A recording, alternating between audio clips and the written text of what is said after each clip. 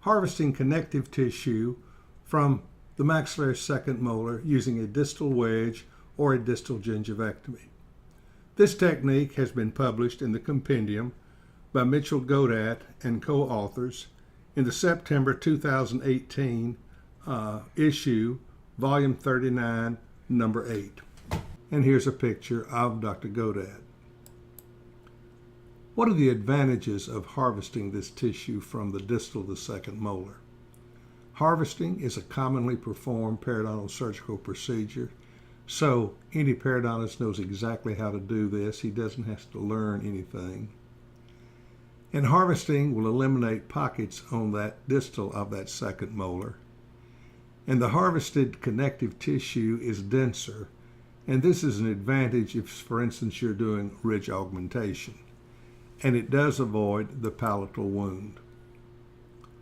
Let's continue talking about advantages. Can harvest a greater volume of connective tissue than you can from the palatal aspect.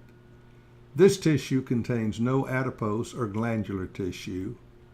There's no concern about bleeding or nerve damage, for there are no major blood vessels in this area or nerves present. It's more comfortable for the patient, especially if you use the distal wedge and get primary closure. The graft material is harvested at no cost, and certainly something everybody would like to have to cut down on overhead. So let's talk about the distal wedge procedure. As I said earlier, it has no palatal wound. You can, with careful surgery, get primary closure, and if there's a need for osseous surgery on the distal of that second molar, you have access for that. So here is clinically showing the distal wedge procedure on the left and the primary closure that Dr. Godat was able to get on the right.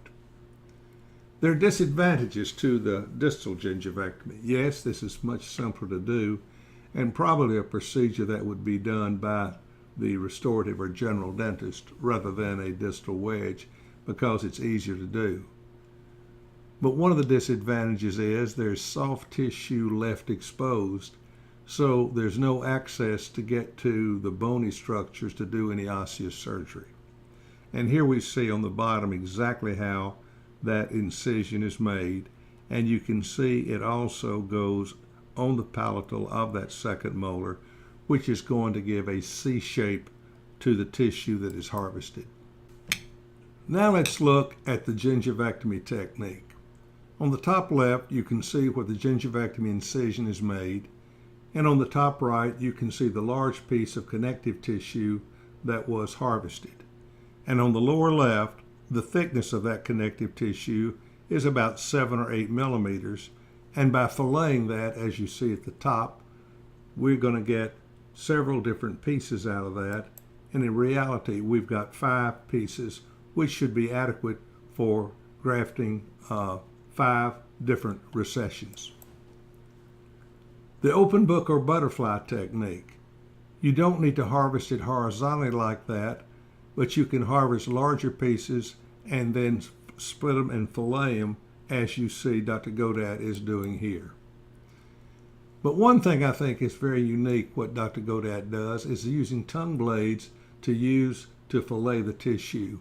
It's much easier, as you can see on the right, by holding those tongue blades together to get a nice incision, and certainly trying to do that with a gloved finger where you'd probably cut through the glove. And you can see on the right the uniform thickness that Dr. Godat was able to get using this tongue blade technique.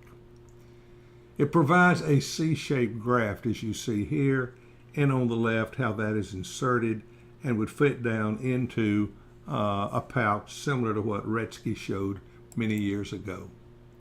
But how do you estimate the tissue available? There's several ways. You can look at an x-ray like we see here. You can look at a PA, a pano. You can do bone sounding.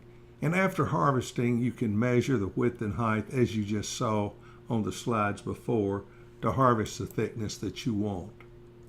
But if the connective tissue is too thick, it's going to produce an aesthetic compromise, which will have a keloid appearance. And this may result in the need for post-healing gingivectomy to get the aesthetics that you want. And here we see a case treated by Dr. Godat, a Miller Class 1 on 2 different teeth, and you can see where the graft has been sutured to place. And then we look at it 1 year later, and he's got a nice blend of tissue, as you've seen there, and especially look at how nice and thick the tissue is on the lower left on that canine. Other cases and techniques. With Buccal Caries, you can see bilaterally where grafting was done and the aesthetic result and functional result that was obtained. Grafting of the lingual and lower anteriors can be done as well, as we see here. It can be used with a PinHole technique with its tuberosity gum graft technique. And the PinHole technique has been done here from 22 to 27 with not only a very nice functional but also an aesthetic result. Remember, you can get 4 or 5 pieces from the average tuberosity. With 2 tuberosities, you can get enough to do 8 to 10 teeth. 2 thumbs up for Dr. Godat. Here we see a Seibert Class 3 defect with both a vertical and a facial defect on it.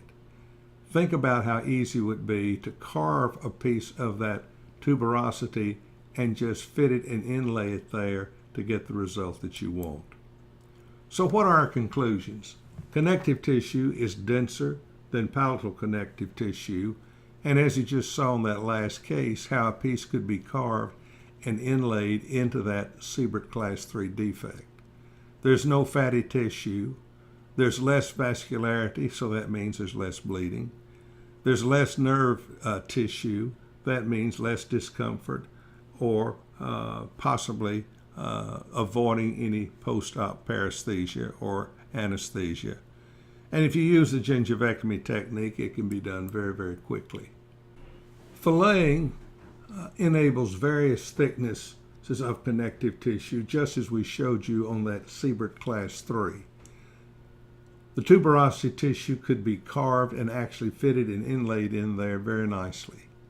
And remember, 1 tuberosity provides connective tissue adequate for grafting 4 to 5 recessions. Therefore, as I said earlier, by using both tuberosities, you can graft 8 to 10 recessions. Also, other benefits on this, it eliminates pockets. And what does this do? This gives us better access to remove any calculus on the distal of that second molar. It provides better access for oral hygiene.